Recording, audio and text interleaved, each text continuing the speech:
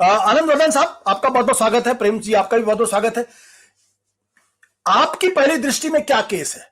क्या ये फंडिंग का मामला है या फिरौती का मामला है?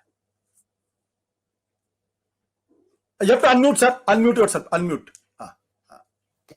मैं आशुतोष जी इसको बहुत आसान उससे समझा दूं कि क्या मामला है।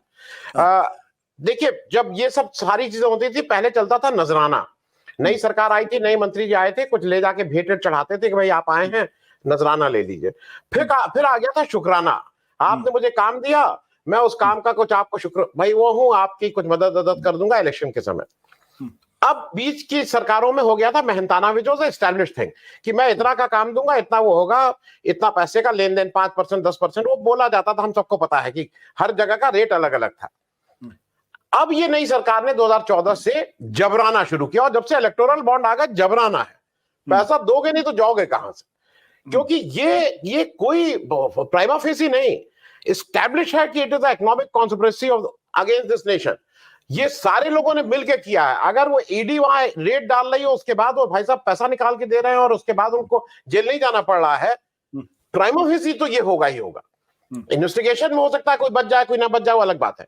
अगर प्राइमा फेसी एक व्यक्ति को पैसा दे रहा है 100 करोड़ और उसके 1 महीने के अंदर और 1.5 महीने के अंदर उसको 8,000 करोड़ और 14,000 करोड़ के इस तरह के कॉन्ट्रैक्ट मिल रहे हैं, तो प्राइमा फेसी तो ये घूसखोरी है ही। और सरकार ने इस घूसखोरी को किया क्या है?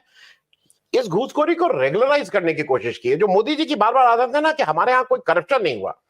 जब करप्शन रेगुलराइज हो जाएगा, जहां पे एक रेट लिस्ट लगी होगी कि अगर भाई ये करवाना है तो ये रेट है।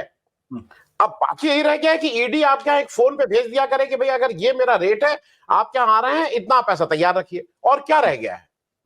मैं ये बात इसलिए कह रहा हूं कि ये एसबीआई की हिम्मत कैसे होती है? ये हेगड़े साहब चले गए, मैं सोच रहा था उनसे एक चीज पूछ लेता। याद करिए, जो फरवरी में ओरिजिनल जब ऑर्डर आया था सुप्रीम कोर्ट का, मैं एक छोटी के डेटा तो नहीं दिया, जैसा उन्होंने कहा कि भाई वो ये जनरली होता है कि व्हाटएवर इज आस्क्ड मैं मिनिमम दूं। आप मिनिमम ये किसी कंपनी, राइवल कंपनी को नहीं दे रहे हैं, आप सुप्रीम कोर्ट ऑफ इंडिया को दे रहे हैं भाई।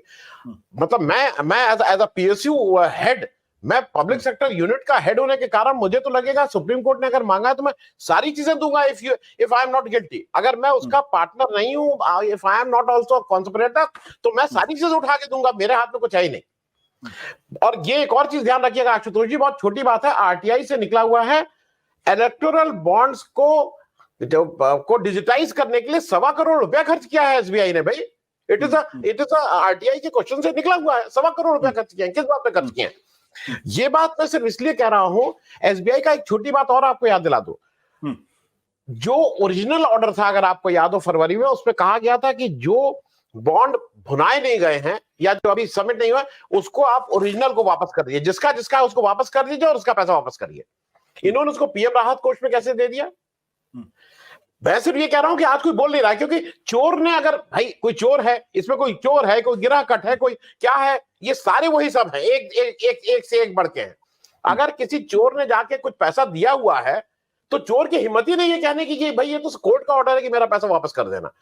मैं सिर्फ एक उदाहरण दे दूं, क्योंकि उदाहरण तो सबके पास है। मदन लाल जी एक उसमें है, और मदन लाल जी जो है उस एड्रेस, वो 5-6 कंपनी एक ही एड्रेस की है। मदन लाल जी का नेट प्रॉफिट पिछले 3 साल में, 2019 से अभी तक, पिछले 3 साल में 10 करोड़ है। उन्होंने 186 करोड़ का उन्होंने फंडिंग कर दी है। ये किसके पिताजी का पैसा है? और ये बिल्कुल क्लियर है, देयर इज अ रिलेशनशिप। आज नहीं तो कल इस देश में ये सरकार, आज होगी कि कल होगी, मैं बहुत पहले भी आपके चैनल पे कहा था, ये चीजें खुलेंगी। अगर आपको याद हो, पीएम केयर फंड को ऊपर से को नंगा करना पड़ेगा, उसके कपड़े उतारने पड़ेंगे। पीएम केयर फंड को नंगा करना पड़ेगा, एक, और दूसरा नंगा करना पड़ेगा ये 16 लाख करोड़ का, जो ये कहते हैं ना कि बट्टे खाते में डाला है, कि हम ये जो इंडस्ट्रियलिस्ट और उद्योगपतियों के किए हैं कि हम कॉन्फिडेंशियलिटी क्लॉज के तहत हम नाम नहीं बता सकते हैं। नाम तुम्हारे पिताजी का पैसा है, आप बैंक का पैसा लेके भगे हो, नाम कैसे नहीं बताओगे?